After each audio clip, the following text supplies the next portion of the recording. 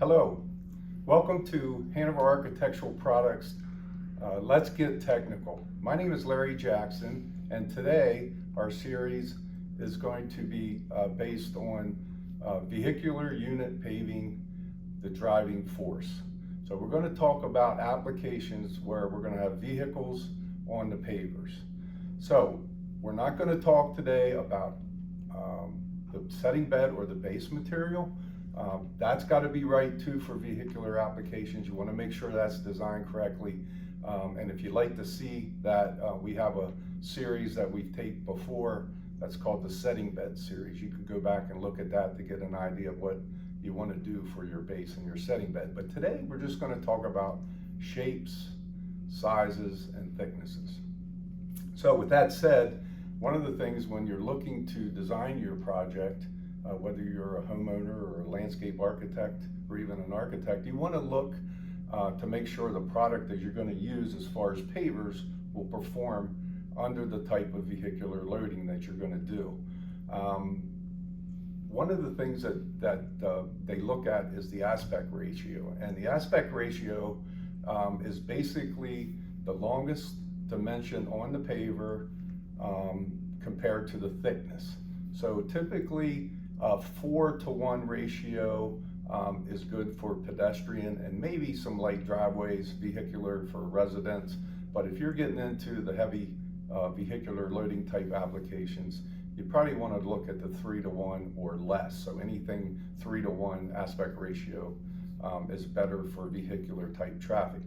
And one of the things also that you want to look at is laying patterns as well. There's a lot of different products out there, and laying them correctly is important as well. And as you can see here, we got several items that we're going to talk about today to show you what is good for vehicular applications. Of course, we like to see something like our asphalt block. It's a hex unit, very thick, 3 inches thick, so it has a lot of edge-to-edge contact. The thicker you make the paver, the more edge-to-edge contact you have, vertical edging, and the pavers can't move as much this way. So that's important as well. If you look at our pavers, with the exception of the asphalt paver, they have a lug on the side of it. This lug will keep a spacing between the pavers so that you can get sand in the joints. And that's very important as well. Sand tightens the system up and creates interlock, so it makes it much stronger for you.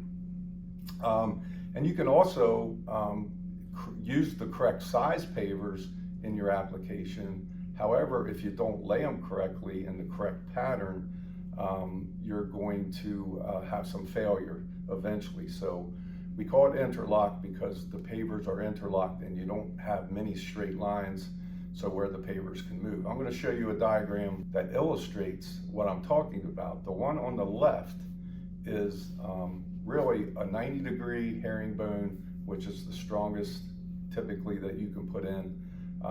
You can do a 90. There's other patterns where you can do basket weave and also running bonds, but they're kind of broken up the last couple, so you really don't want to do that if you're putting it in a heavy vehicular application. You want to use something where the joints are breaking up, and as you can see, the driving force on the left, it disperses the weights. People coming in, putting on their brakes or speeding up, it disperses that weight much greater. The one on the right is a no-no.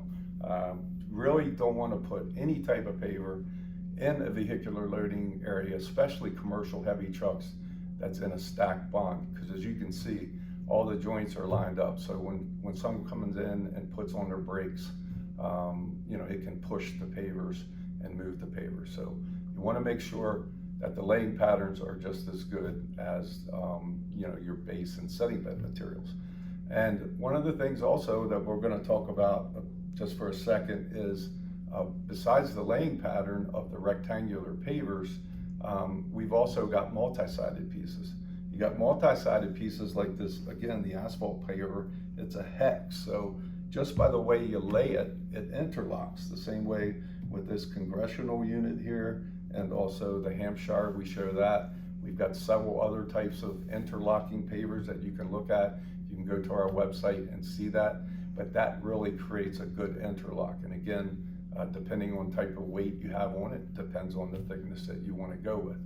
And what sets us apart from other manufacturers is the thousands of different colors and textures that you can use on all of our pavers.